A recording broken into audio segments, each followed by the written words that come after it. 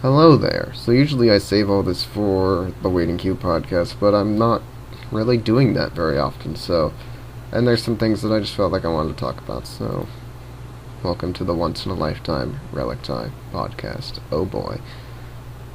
So, Far Cry 4, obviously, is a big deal these days, because it has some day one DLC. And this is usually where Companion would chime in and everything would be fantastic, but I'm alone. I'm alone. The problem with Day 1 DLC is that it's locking off something that's already been done. The whole point of DLC and why it costs money is that it's done after the game and you're paying for work that was done post original game. This is work that's done for the original game that's just being sequestered off to be sold for some cheap profit. That's what's wrong with Day 1 DLC. It goes against everything that DLC is. It's just a cheap money grab. You're locking off a portion of the game for some extra cash. Especially considering games cost, what, $60? And that's without tax. I think that you have to pay tax, So it's like $63. It's not a small amount of money to pay for a brand new game, and to have a DLC of content that's already on the game is just ridiculous. It's a price grab. It's just ridiculous. But that's not the big deal that Far Cry 4 is suffering from. Far Cry 4's big problem right now is that people think that the multiplayer mode is going to be locked behind DLC, which isn't true at all.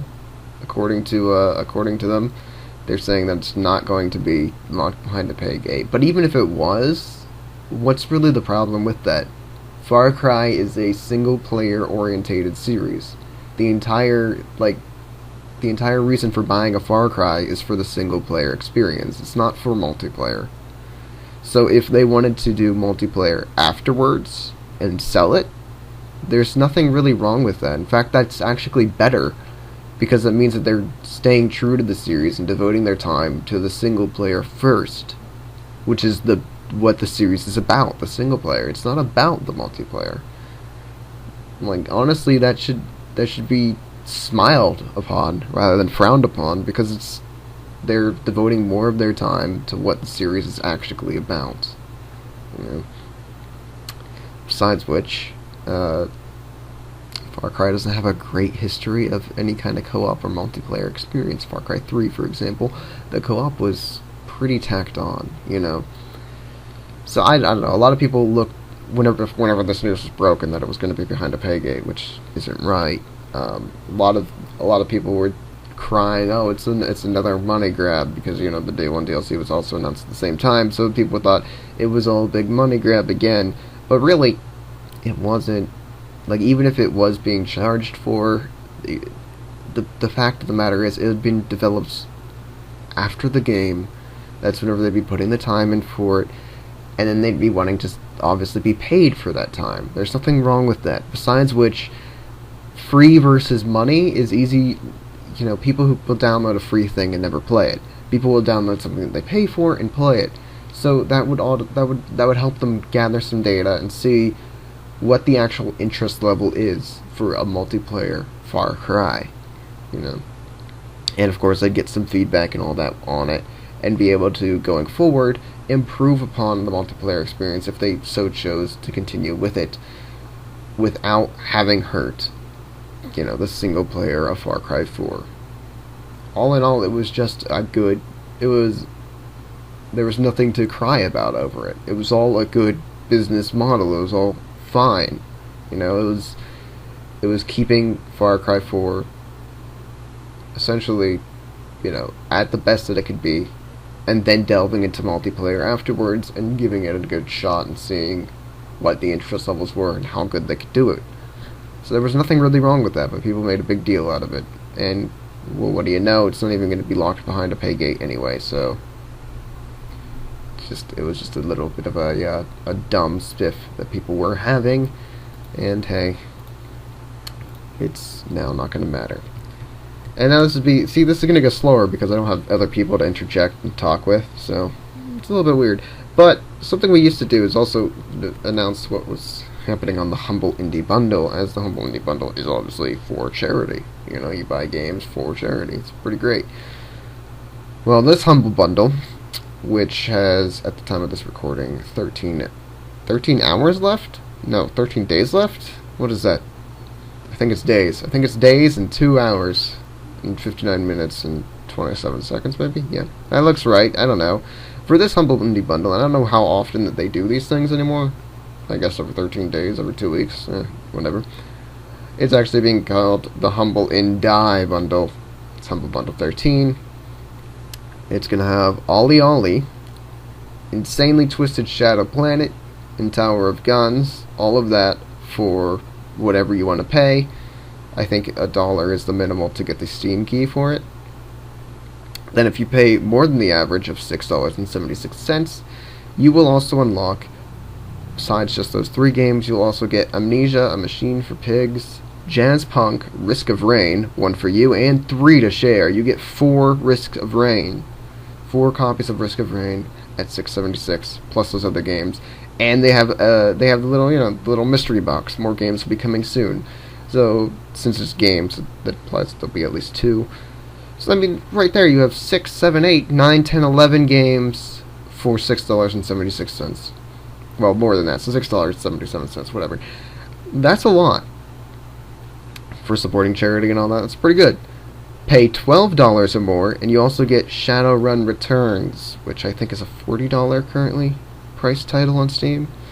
So you'll get all of that and Shadowrun Returns, and then if you are feeling super generous, you can pay $65 or more to unlock the Humble Indie Bundle 13 Boxo Treats. I don't know what's in this, so let me click on this and find out real fast. I don't know what's actually in this, but you'll get all those games and the Humble Bundle box of treats that doesn't seem like they're mentioning what's in it. Let's take a look at the weekly bundle, because that's what we usually did. We wouldn't actually mention the weekly bundle as opposed to the normal Humble Indie Bundle, because that wasn't on every single week. So the weekly bundle for this week, which actually looks like it ends in a day. That's weird. I thought they would start on, Sunday. But this one is the Humble Weekly Bundle Get Your Learn On bundle. It features for, I guess, $1 or whatever. Typewriter? I don't know what that is. Ludwig and Crazy Plant Shop. Pay more than the average of $5.92 to get those 3 games, as well as Sokobond and the Influent Plus language pack. Pay $9 or more and you'll get Contraption Maker and the Counting Kingdom. So, that's what's on the Humble Weekly Bundle. There's also a Books Bundle and a Mobile Bundle, but I'm not going to specify what's in that, mainly because the Books Bundle ends in an hour, so it's going to be over before I even get this out. And the Mobile Bundle is a Mobile Bundle. I don't have a Mobile Bundle. We never actually went over this stuff whenever we were, there wasn't a Mobile Bundle back whenever we did this stuff for the thingy-mabob. The Flash Bundle that ends in a day, though, it features games. It features Claire and Safe House Diaries for whatever you want to pay. Pay $6 or more, you also get Deadly 30 and Haunt the House, Terror Town. Pay $10 or more, you'll get Doorways, Chapter 1, 2, 3 in that collection, so pretty good. Remember that Humble Bundle also has a Humble Store where they sell games as well, in case you might not have known about that. Okay. And now we'll move back to actual stuff that I want to talk about. So the PS4 has finally got the YouTube app, which means that you can now upload gameplay directly to the massive video site known as YouTube. You can also watch YouTube. Yeah. So that's fun. They've been a little bit sluggish on that, and it was already on the Xbox One and the Wii U, so they were a little bit late on this one, but hey, it's finally there, so it's pretty cool. Also, PS4 is going to be getting the new open-world horror game Grave. You may have seen a bunch of videos on this already. Grave is essentially just a very horrific game where you really need light. It's a game that deals a lot with darkness and light, and it was actually funded through Kickstarter, so that's fun. And its main goal for Grave is to scare the living crap out of players, and since it's coming to PS4, it probably will do just that, because horror games generally do very well on any console, but the PS4 is a little bit more powerful than the Xbox, which means that it's going to just have a little bit easier time getting the feel there to smash your rectum. Yep, I went there. Speaking of PS4 being stronger than the Xbox, it seems that Assassin's Creed Unity is going to be limited on the PS4 to 920, I think it's the 920p. The same, it's whatever the Xbox One can handle, because well, you guessed it, Ubisoft has a deal with Microsoft, and to ensure that Microsoft is super happy with them, they are hamstringing the PS4 version of the game. Not by much, they're just lowering the resolution. The game is also going to be locked at 30 frames per second as opposed to 60 or more. Actually, no console can really do more than 60, let's be honest. They're not going to get 120 or anything like that. But it's being limited to 30 FPS just because the consoles can't handle anything more. But obviously, Ubisoft, in their infinite wisdom, has just said that 30 frames per second was better for what they were trying to get to, what they were trying to do, since it created a more cinematic experience, which is a lie. In any game ever, you're going to want 60 frames per second just because, over 30 anyway, just because it's more responsive. It allows you to react better to things. But Ubisoft in this scenario should have just said, hey, for both counts, hey, we're hamstringing or limiting the PS4 version of the game so that people who own both a PS4 and Xbox One aren't going to feel compelled to buy it for the PS4. It would have been still a poor excuse, but it would have at least, seemed a little bit more honest, and people would have respected it. As for the frames per second issue, just say, hey, consoles can't handle it. Done and done. People respect honesty. Ubisoft would have looked much better just saying that rather than lying about it or creating some contrived story like they do for essentially every problem they've ever run into. And this all comes because of their partnership with Microsoft, which they're really trying to keep in good standing. But really, the two scenarios I just gave, which tell the truth, weren't going to hurt that. So, whatever. Ubisoft is Ubisoft, after all.